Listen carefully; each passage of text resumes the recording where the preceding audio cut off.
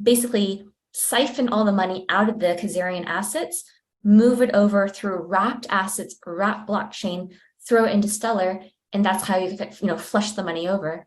But Chella, more to your point, so this picture that I got on the screen share, credit to Brian who actually made the graphic.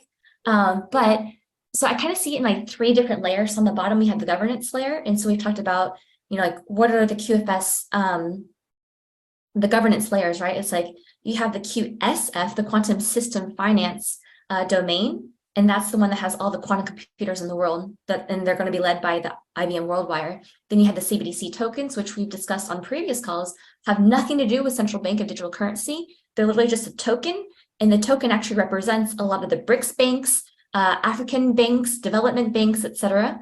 And then, I mentioned a second ago, the wrapped assets, wrapped blockchains. And then as you kind of push forward into the branches of the tree, then you have all these other components, right? Like this category in the middle under foundational. You have all of this that kind of like builds up the meat and potatoes of the Stellar network. And so when you look at that, it's like, holy crap, this is literally the entire world's payment rails, assets, currencies, everything.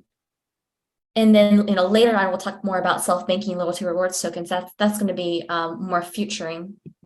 But thank you for sharing that.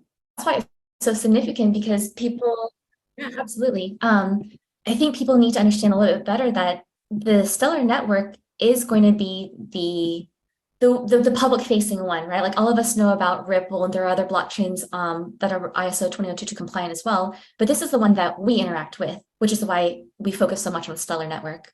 But yeah, it's like you have quantum voting. That in itself tells you it has more to do with Jacera than it has to do with payments, right? So that was just like one quick example of it.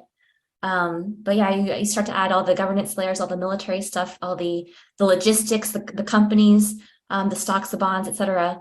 It's the total infrastructure of the QFS. Mm-hmm. That was a nice presentation there. Thanks. So that being said, if we kind of go back to Dinar for a quick second, what do you guys see in terms of timeline? I know you kind of touched about it at the very beginning of this call, but is there any more that you can kind of elaborate based on the information that you've been doing? Are there timelines that you can kind of walk us through?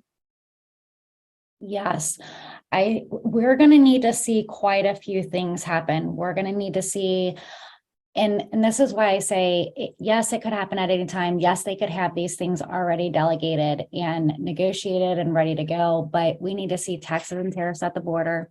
We need to see the banking reforms completed.